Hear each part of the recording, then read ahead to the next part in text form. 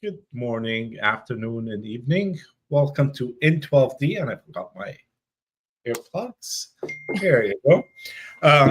Welcome to N12D. We have a great show today, and I'd like to welcome Cathy as my co host and also as our special guest. And today's topic is mystical art and the imagination. Cathy, please do introduce yourself to Mm. our listeners. Hey, Ramzi, thank you. Um, what should I say? I have been an artist my whole life. It was what I could do through school. I thought I would then be something professional in college, and none of those things worked. And I tried 6 different other areas, and I came back to art. I was a graphic designer and an illustrator, so made art for art as a commodity, art to sell things in the advertising industry. Bleh. Um, until I don't know, until about 10 years ago, I guess. And now it's a different kind of art that happens in the mystical realm. Hmm, interesting. It's Yeah. an interesting topic we're going to get into, but let me ask you a question. Is everyone an artist? Yes. Yes. I think even before I started doing art this way, I would say, because people would say, "Oh, you're so talented, I can't draw," or "I don't understand color." I think it's in all of us, but it's in different ways. It's a way of living. It's a way of looking at the world, and we all look through our own windows.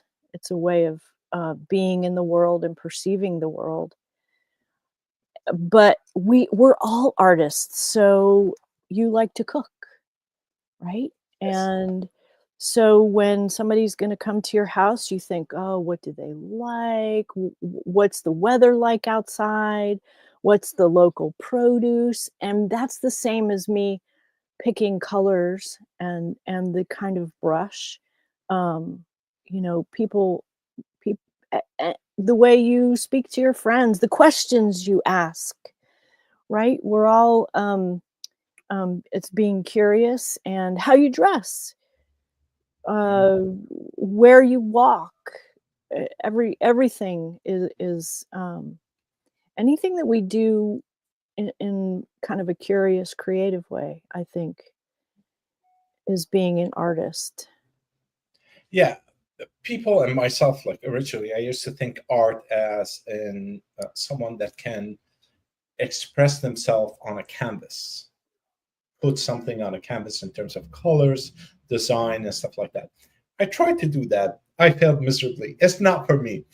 And I'm sure a lot of people feel the same way, that there's this barrier between us and the art that comes out, because we grew up in a world where it says, okay, you have to put it within the box and color in there, while the artist is actually expressive. There are no boundaries to that. So we kind of like, color by number, and that's, and I'm talking about myself and mainly. So to go from the color by number into creating something into some artwork per se, and I'm going to put it in a quote because now you kind of explained it, that art could be projected in different ways. But I'm sure that a lot of people like me still sees it as a putting it on a piece of canvas. So there's this barrier. Mhm. How, what advice would you give someone that has that idea? How do we break the habit of, or bridge the gap between what art is and what we think art is? Sorry, I went in a long circle. Let's see. Well, I don't. I guess it would just be. It would be about opening your mind and y- um I don't want to say that art as commodity isn't art, because it is, And people, when you have, imagine a living room and you have a giant canvas above your mantle, and that's like a portal, right? And if you love water, then you look at, maybe it's a painting of the beach, or maybe it's abstract, but it has the colors of the water. So art that you pay for is still art. Um, I I think it's just opening our imagination to, and understanding that, when we do something out of the non-linear part of our brain, our so it's a little bit backwards and confusing. Most of us are right-handed. We're dominant right-handed, which is controlled by the left side of our brain. So I just remember that, the left side of my brain is what allows me to be on time. It allows me to pay my taxes and fill out my checkbook and, um, read a book. It's the other side of my brain, my non-dominant hand, which is connected to the right side of my brain, where that's where our creativity lives. That's where poetry enters or exits, if we write poetry. It's where we see the beauty in the world. So if you're walking your dog and she's in the grass and her fur shines, and all of a sudden you're like, wow, this dog that I see all day every day looks so beautiful. That's the right side of your brain entering into this place where there's more color, there's beauty there. The interesting thing about the two sides of our brain is that the right side of our brain, which controls our dominant hand, the only emotion the left side of our brain has access to is anger. Yeah. Oh, So when you're driving your car, it's really hard to contact, like, joy and wonder. So, like, listening to poetry, you might not even understand it. I read Rumi or listen to David White, and I don't know if this happens to everybody, but if you're I know that I'm not in a creative mode if I open up my illuminated Rumi, and it's might as well be in another language, because I'm focusing on, something very logical and linear, right? yeah. So that's why I think, w the minute you can start to access that, it's when you're more relaxed. If you're laughing, you have access to that creative side of your brain, and that our culture is, here I'm gonna have a little environmental rant. Um, if more of us connected with our creative side, I think we wouldn't have as much destruction happening, Absolutely. because, we get stuck there, and then it starts to feel so urgent, and and then we start to, think about when you go to higher education school.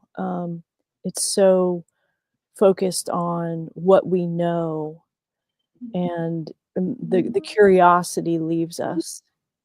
If more of us were able to walk outside and, see an incredible butterfly, that notice the colors, then, um, we probably would start to care about each other a little bit more.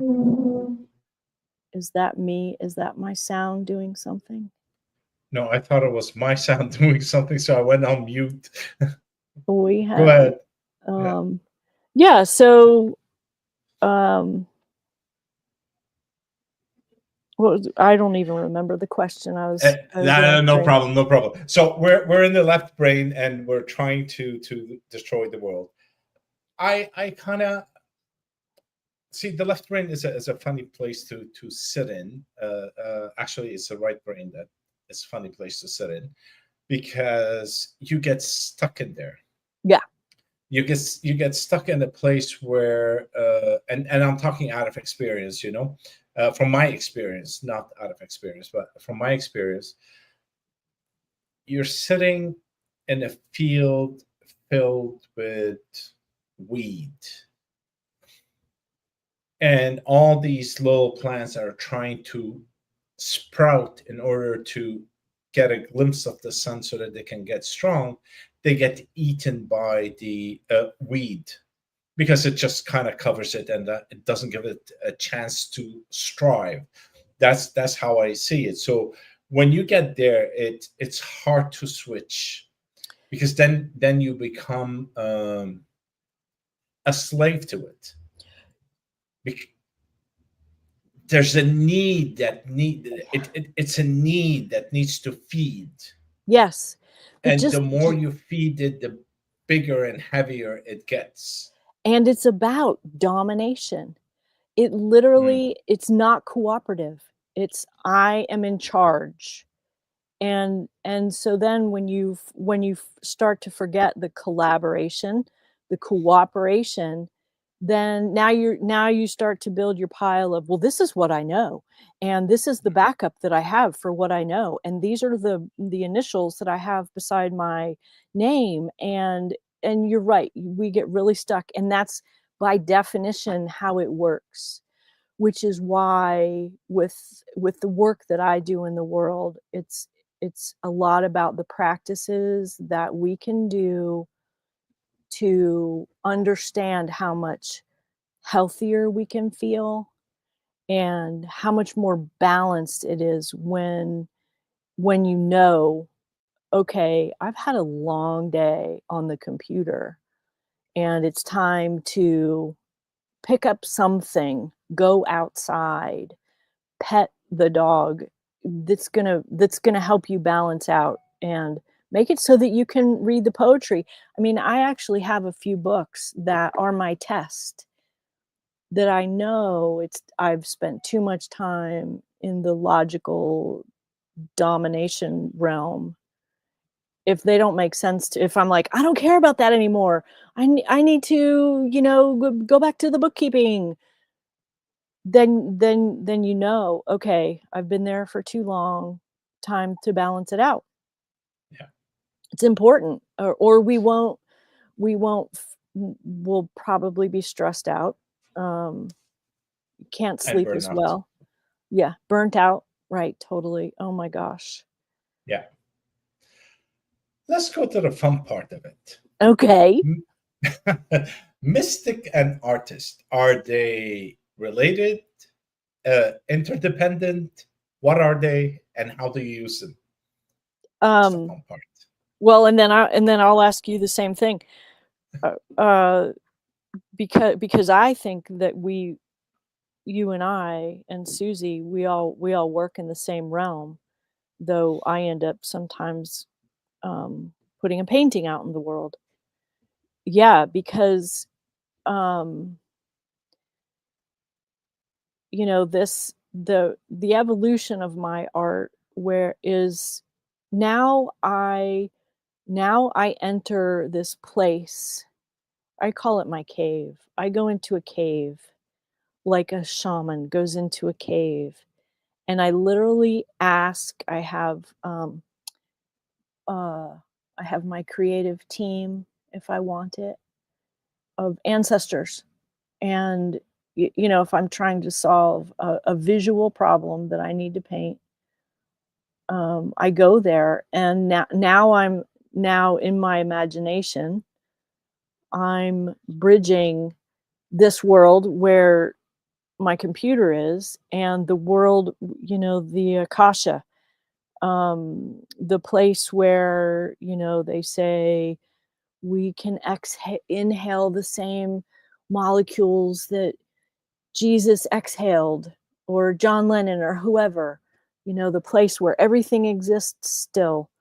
I'm a bridge, and I can pull things from this other realm and get my inspiration from there, which is the same place where we find our mystical questions and answers. And right, is that, I mean, can you relate to what I'm describing?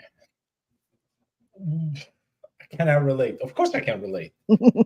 What the thing is, when you kind of go into a silent space, a space where you're not too busy chatting to yourself and talking about your daily life and so on, you find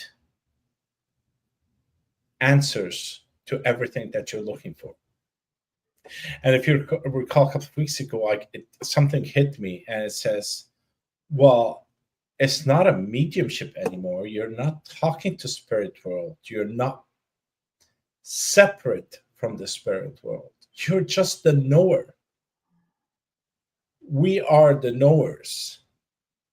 So take all the labels out, take everything out. And if you concentrate on finding your peaceful place, you can access the knowing and you become part of the knowing. Yeah. Okay, it's a simple, silly thing like I made this example. I don't think I made it online. It was offline after one of our shows. Is that I needed to get something. I need to buy shirts for the beach. So out of the blue, it just hit me. I have to go to this place and buy them now. So I go there and they're on special. As I'm picking them, I picked 2, 3, I think, I can't remember. I picked one and said, this one is for free. And I go, what do you mean for free? Nothing is for free. It doesn't say that it's buy 2 and you get the third one for free. Anyways, so I went to the cash, paid for everything, went home, checked the bill because I saw that the amount was not right. I was checking the bill and that shirt was not punched in. The teller literally took off the magnet and everything and put it in a bag and didn't punch it in. Whatever the reason. So you get to be part of this whole experience before the experience happens. Mm-hmm. Mm-hmm. And that's why it's important to get to that point. And if you recall, last week it was you and I. We were talking to Luigi from the Monroe Institute. Mm-hmm. For That those who was wants such a to, fun conversation. that was awesome. Awesome. I do encourage everybody to check out season 2, episode 13. There are a lot of golden nuggets in there. It was an awesome episode. And we talked about brainwaves and how the Monroe Institute developed this type of training that takes you from one focus level to another, and then it anchors you, so you don't have to go back and figure out how do I center myself and get that point. You're there. You don't need that anymore. You get to focus 12, and from 12 you can go to 20. And I think focus 12 is kind of an expansion of the awareness. I can't remember exactly what it is, so don't quote me on this. So 12 is expansion, and 21, 22, it's you become part with the mediumistic, if you want to call it, a world. So once you get all that, I went into a long long explanation. Once you get to that simple silent point that you have, you become a knower. Mm-hmm. And you don't need to do anything anymore. You just flow with it. Yeah. I think the silence is a huge, it's the key that opens the door to all of that. I used to have a racing mind at all times, and if I wasn't thinking about something, I had a song in my head. And now my mind can be so still. I think just because of the training, me keep telling myself, I can't hear what's coming in if my mind is on and on and on and on so fast. And that place where we go where this giant landscape of everything,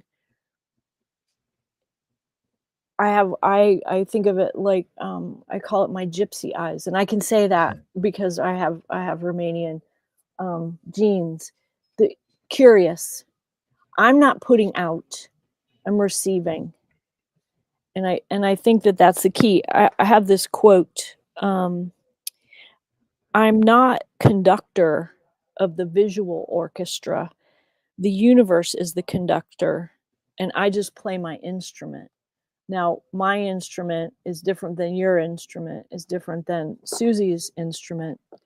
But that to me, you know, because I am a visual person, I think of, you know, myself, and like it used to be the world revolved around me, and I was trying to modify, be on time, make this happen, have this goal, have this intention. And then the shift that happened was I became really teeny tiny and small, but so much more powerful because being quiet, you have access to e- everything. Hmm. And now I'm within the world, and you know, I walk up and down my road almost every day. We've lived here for 24 years, and for some people that drives them crazy to even think about the same walk. But for me, you know, I get to watch the seasons and notice if a bird made a nest, or you know, dug a hole somewhere, if a limb falls off of a tree. Um, it's fascinating, I think, to be in the environment instead of, or I wanted to say orchestrating, but I just use that word instead of controlling it. Mm. Yeah. So this is one of the key things, and I know Susie would say, "Oh, that's only you." Don't say that. But people who can't Susie's meditate, not and here. she's gonna listen to this. Uh-oh.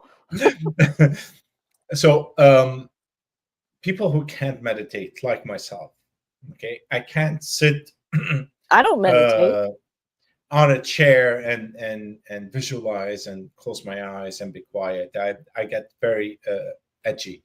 So my meditation practice per se is walking in nature.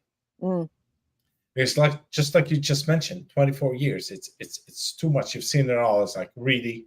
But when you take yourself out of the uh, controlling part, mm, the oh, it's a tree, oh, it's a bird, into a childlike curiosity mhm, of the colors mhm. and everything around, from sound to visual to sensation. If you move in with all of your sensations in there, you get to experience it in a totally different way, and that is part of the knowing. And one time I heard a podcast, and Thich Nhat Hanh was on it, and he said the only responsibility we have is to not drag down the world around us. Mm. And I was much younger. I was listening to that while I was running, and I thought that's so interesting, and I'm not sure I even understood it, but that has guided me. I don't know, that was probably 30 years ago. Um, when we're more quiet now we can be more relational with the animals and the trees and the neighbors who we might not agree with, Mhm. but the agenda behind a lot of people's actions, I think, could be softened or go away. You know, now I'm speaking like, sometimes I wish I was the ruler of the world and I could say how things go, how we should behave and treat each other. But It's a softer way to be. It's a gentle way Mm. to be in the world. Um, it's a See, satisfying way. Hans was on our season 2, episode 6. Mhm. We met him in Broughton in the UK last year in November, and he was teaching us how to clear a room, one of those old castles that has a lot of junk left behind throughout the ages. So I think it was 500-year-old castle. So we went into the room, we feel it, we be part of it, then we go out and then sense the energy in there and do a clearing ritual, which is a simple clearing. There's nothing fancy.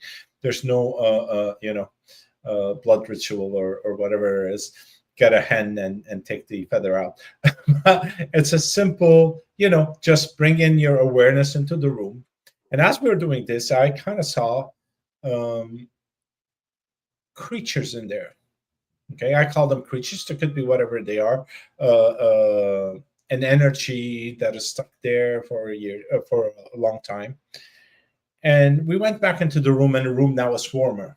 It got cleared out because of the intention of, I think we were 10 or 12 people, whatever. Mhm.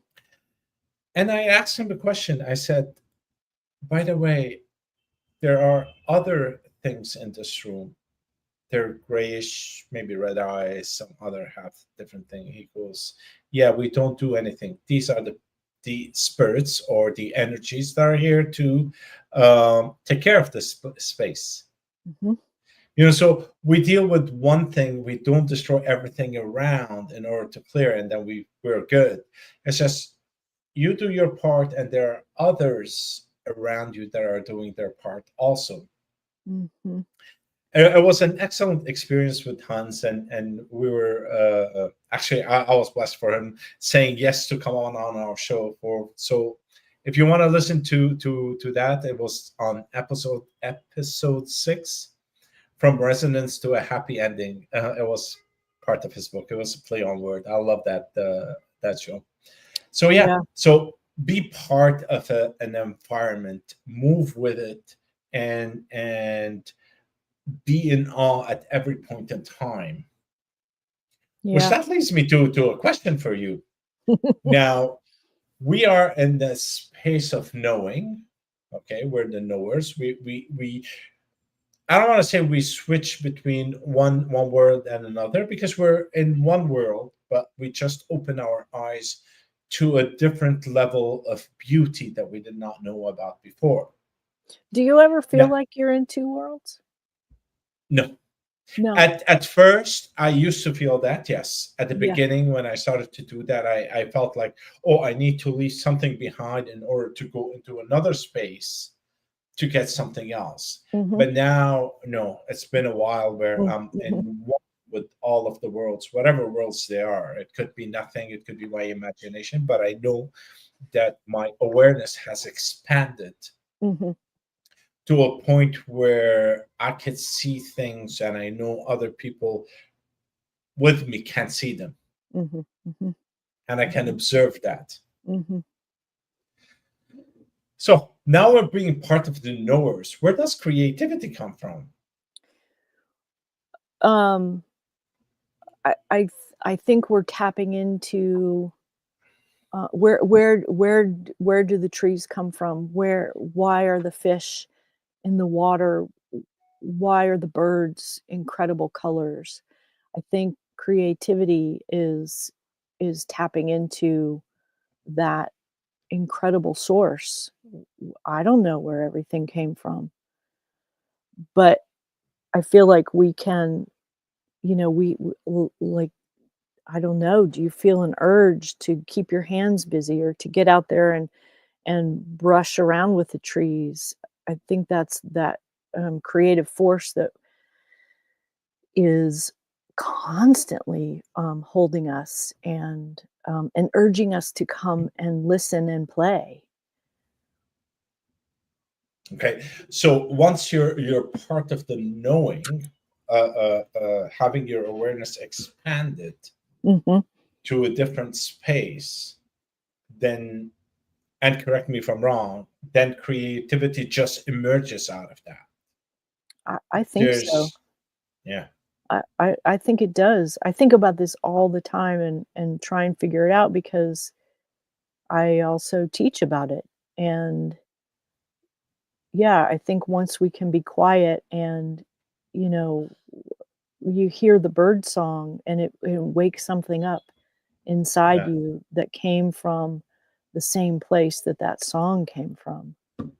Um, and so, you know, part of exhaustion, I think, is not being plugged in to that place, which is Mm, why I say it's healthier to balance those two sides of your brain so that you can be quiet, you can listen, you can now be inspired by, you know, the baby birds are out there squawking now. It's spring where I am, and you know, it like the song that the birds are singing and first thing in the morning. It's a party out there. They're so happy to be alive. I think that's what we're tapping into mm. when we quiet down. And it does. It sounds like super religious. Um, but religion as like not in a church, but you know, I call it my forest cathedral. We I live on a beautiful piece of land on a hill in Vermont, and we built our house in an upper corner, in a very corner of the land, and about a third of it is beyond our driveway, and we don't cut wood there. We don't clean up fallen trees. It becomes habitat, and that's my forest cathedral. I think that's what um, religion and church should be, is going out and being inspired by whatever it is that makes my heart beat, or Mm. my eyes able to see red like your eyes are able to see red. How does that possibly happen? So many things have to be going right for that to be able to happen. When I say red, you know what I mean. Hmm. It's crazy.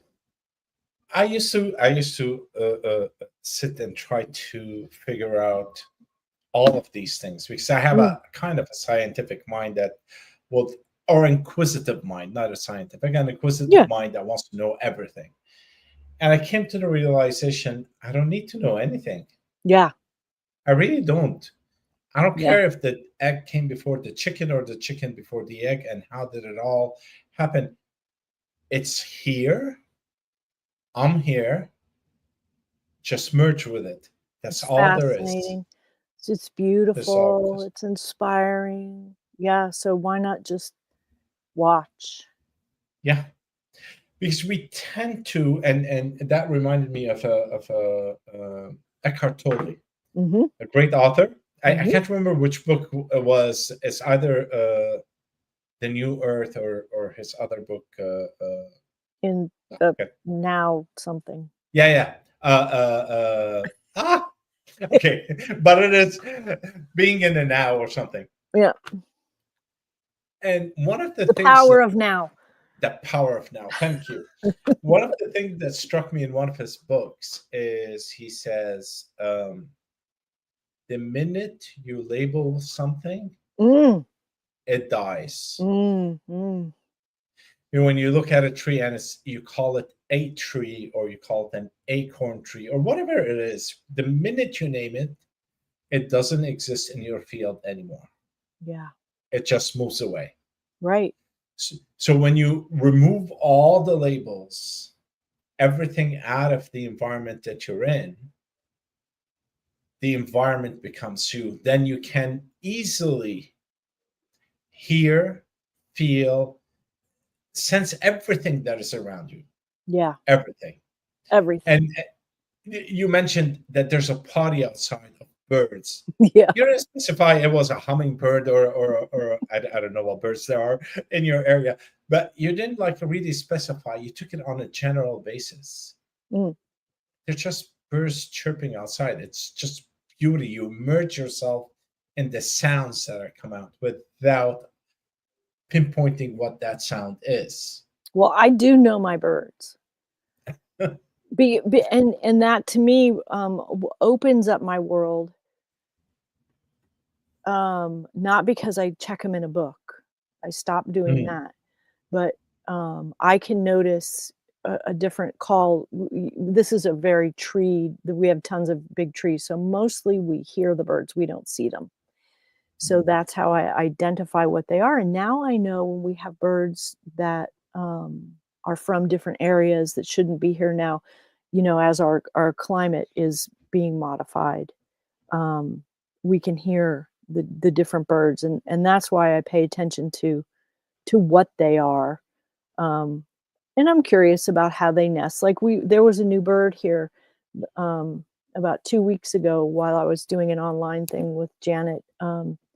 The indigo bunting, which is incredibly beautiful. I know you have lots of fancy, colorful birds. But that bird has been inspiring me since I saw it because of his deep blue color. And um, yeah, he's just wow. And I want to know who he is to give him his due. But there's a whole if you read about sort of the downfall of modern society, some historians, scientists, ideas that it was when the printing press started. mm. We started labeling things, and when we had the printing press, then everybody could label things, and we stopped being curious. Yeah. Yeah. And curiosity is a key of a happy living. I think so. That's my point of view. Yeah. Yeah, for sure. Yeah, we have to So, be curious, or we miss so much mhm. if we're not curious. So, my son is 19 and he grew up here on this land, and he used to just spend all day. We'd spend all day outside looking at things. So he's uh, he could probably have a biology degree at this point for all he knows that he's looked up. He was looking in a frog pond. We have the ponds where the minute the water melts, the frogs appear in the spring. They lay eggs, and then we get another flush of frogs. The wood frogs leave, and the green frogs come. And he was watching the frogs, and he noticed a snail that had this crazy thing going on. Its eyes were sticking out, like literally sticking out. And because it had this parasite in it, parasites work in like the circle of life it can be really brutal. This particular parasite goes into little snails, and it has this undulating thing of color that comes out from these bulging eyes to attract birds to see this thing that's moving up and down like a band of color, so that the bird will eat the snail, and then the eggs in the snail. I forget what the next thing is, but that's looking. That's like being Yeah. curious and seeing the snail is smaller than my pinky nail. Mm. Um, that's how to be curious. Yeah, and from that curiosity, you can get a lot of things in terms of shapes, colors, um, inspiration, all kinds, all Yeah, kinds. yeah, But like you mentioned at the beginning, I like to cook, so the inspiration of colors comes from nature. mhm, Designs, how it should be. mhm. Maybe we'll put the food in a. Uh, Last week I can't remember what I was making. I'd go, oh, put it in the shape of a leaf. Mm, So it turned out in the shape of the leaf, where two things are. Some other dish was inside the outer dish, and made it look different. And to me, it's more appealing. Mm-hmm. And that's where the art comes from. Mm-hmm. Yep. Yep. And it's funny because we say that asymmetry is easier for our brains to take in, though there are lots of offshoots of this. They say that the people who we have judged to be most beautiful have Mm. very symmetrical faces. So if you look at like supermodels or I don't know who, they're super symmetrical. Mm. Um, but then your leaf shape, think about that. That's in nature in that Fibonacci sequence, Yes. right? Sacred numerology, all it's all their patterns and perfection uh, in in imperfection, um, and the variation that we get to experience on this one planet is Hmm. incredible. I sent you that article about the boiling river in Peru. Do you know about that? Yeah. In the Amazon, there are a couple places in Brazil and in Peru. There's a place where it's called the Boiling River, where the lava underground goes high up, which is right underneath the river, and the river will be the temperature of the river turns up to close to 90 degrees something. Mm-hmm. Mm-hmm. Celsius. Uh, yeah, uh, I have it on my phone actually because I want to get It the might be right. 86. At 95 Celsius, 95. 203 Fahrenheit. Yeah, Whoa. 203. So I did go there one time, and you just the what do you call them? The guy took a cup and filled it up with water and put a tea bag, and we had tea. But it's amazing how nature creates that for you to experience it. Yeah. Yeah. I read that it was super hard to get to. Did you have to?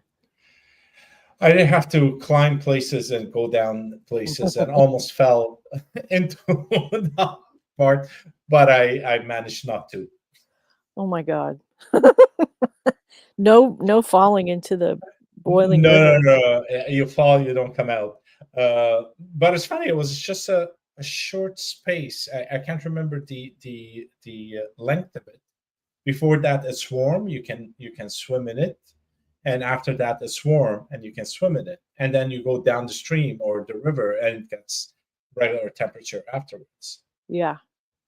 Yeah. Yeah, we live on a And very dynamic planet. amazing, amazing. Amazing. So keeping an eye on all of these things creates, well, it doesn't create, it inspires art, and inspires creativity. And as long as you're in that space of silence, you can pull it all out, Yeah. all of it.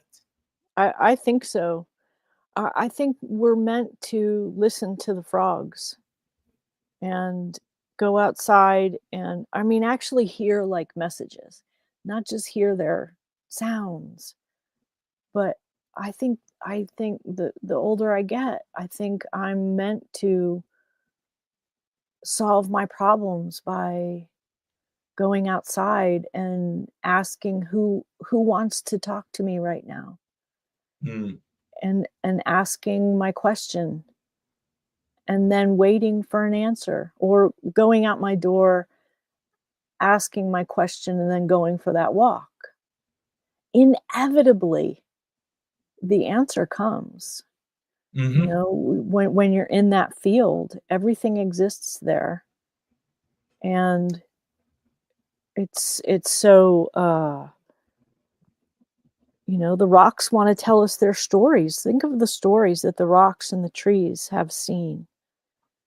Even something that's only lived the trees here are around 90 years old because it used to be a sheep grazing land. Mm. They must have so many great stories. Yeah, I know. I one of the things about rocks, I still am a hoarder. Uh, Mhm. so I traveled a lot with work. I would get a piece of rock from China and a piece of rock from the UK and a piece of rock from here and there, and I collect them and I put them home in my house. And the thing is, they have each one of them has a story, and each one of them kind of guides you on a journey.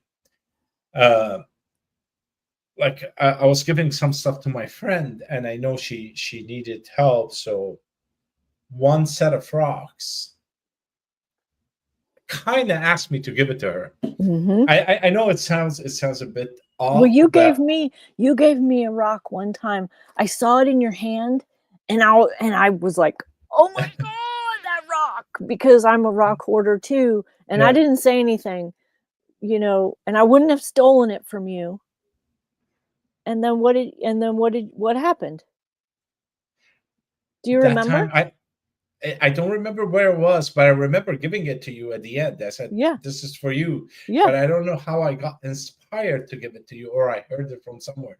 And the same thing with this one is that no, she needs it. This is her rock. It yeah. was actually three rocks, and I gave it to her, and I told her the meaning of those rocks. They Mhm. have no meaning. It's just a piece of rock, but to me, they had a huge meaning. Huge. So I transferred this what do you call it, first aid kit. I'm trying to find the words. It's a first aid kit Yes, that was with me for a reason. I yes. had to transfer it to someone else because now it's time for someone else to benefit from it or enjoy it, enjoy his presence, or flow with the energy of that rock. So this is what I think you're doing when you do that, because you have the two sides of your brain are balanced. You live in both of those worlds. You can be on time, and you have access to the messages of the rocks. That's coherence. Mm. And so you're taking these little jewels, these balls of coherence, and you're passing it to your friend. And then because of the care and the curiosity and the love that you held in them, you're passing that to her. Our world is so disparate, disharmony, like clashing, clattering, right? Sounds that it's just too much.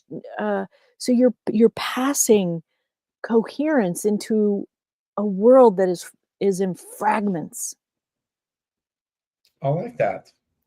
And yes, we are. We live in a funny world right now where Ah, we think it is the height of our yeah, technological advancement and our society had reached a certain level. But there's a always, I don't know how to say it, but there's a negative effect to it. So yeah, when you reach a certain level, you're back into square zero. yeah, yeah. We've We didn't we've reach like anywhere. We lost everything. And it's like that infinity point where now you have to go back into the basic and relearn what you forgot in order to incorporate that with whatever we have mhm, to give it that essence of life, because whatever we have now is kind of lifeless in my view. yeah, dead, It's just like a do, and you're just running to get somewhere instead of just being somewhere right, right, and not having to rush. My right. God, time is flying. I have a lot of questions for you. I I was gonna tell Yeah. you, you were talking about looking, there's a book that was written a long time ago. It's called Drawing on the Right Side of the Brain. And what that book, the their main idea is that you take an image. Okay, so all I have right here is a tarot card. You take an image. Mhm. Let's just say that this is a picture of my dog. All right. instead of the Three of Wands. Oh, there's a cat on it, so maybe this will work. And what you get out your pencil and your paper, and you turn this card upside down. Oh, Now your brain is like confused. Okay, your thinking brain that knows what the shape of a cat is, that knows what the shape of a human is. Now that that controlling domination left brain is confused. Now you can see. Now you can look. And so you take your pencil and you don't lift up your pencil. You just draw what you see. And people, I've done this so many times because people say I can't draw. You do that, you can recreate this with no problem at all. It's absolutely incredible. And that's when you turn off the domination side and turn on your curiosity yeah. side. It Okay. actually works. There are a lot of ways that you can get there. We before we do journeys in Janet's classes, we draw a labyrinth. We don't just walk a labyrinth, we draw it. Because it Okay. completely confuses your brain. And then Interesting. yeah, and I have people we do 1 to 10. How do you feel before you draw it? And then you draw the labyrinth, you do your journey, how do you feel afterwards? Everybody always is settled because you basically just turn the switch off on that Mm. the linear part of your brain because you can't figure out a labyrinth. It can be that simple. And it's really fun too. Well, I was going to ask you, how would you teach? Why you jumped to the answer before you got my question. So Yeah. that's interesting. So holding a picture upside down Yep. will trick your brain into You know how you kind of know be, what the shape of an eye is, yeah. right? And so people who aren't looking, the way a portrait artist gets it to look like Cathy or Ramzi or Susie is by looking. And so you have to turn off the part of your brain that says, I know how to draw an eye. An eye's like this. But the eye's always going to be like that. But my eye's not like that, and your eye's not like that. So you turn that off, and now you can draw. It works, I'm telling you. The other thing I would have you do before we did that, we would do a couple exercises until you got it. I would say, what was the last thing that made you angry? And I would have you close your eyes and get in touch with that feeling. And I would have you express that with a regular pencil on white paper. Okay, so then what you did was you went into your body, and it can just be like this. Doesn't have to be anything. It's not it all it is marks that express the way you feel. And then we would go to a different emotion and we would express that.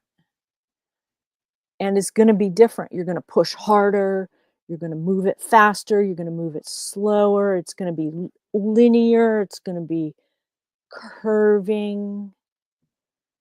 And now you're in your body. So basically, what you're doing with this is interesting. This is really interesting. Guys, pay attention. Take notes. Uh, so what you're actually doing is that you have a memory, an emotion that is stuck in your body. All you're doing is accessing that and allowing easily for the person to basically pass it through the arm and through the pencil on a piece of paper, allowing the brain to release these emotions because you can find them on that piece of paper. That's right. Yeah, It's that not is living in you anymore. It's that's drawn by a beautiful. pencil. And what literally happens, we have in Janet's group, we do a lot of deep soul writing. We have one woman, she does it all with marks on her paper. She does it the whole time we're talking or journeying. She can go to whatever page in multiple notebooks, pull one off, and she knows exactly what she was expressing on that day, at that time, on that one page that of books that have been there for decades. That's how visceral, that's how we work. But once you Mm, get it out of your body, then it can live here instead of here, or in the crink in my neck, or in my headache. that is interesting. And so, since you mentioned Janet and you mentioned those works, what are the projects that you were working on, and who is this Janet? Janet Connor, mystic, witch, artist, writer. She has several books. We are preparing for, we have writing down your soul is, it's a way of writing that accesses this part of your brain, your creativity. It taps you into the universe where everything is available to you. It's a method that she started out of a crisis. She didn't know what to do. This is all in her book. I'll put a link in later underneath. I have I put it in the thing, but we can mention it to the listeners that don't have access to YouTube.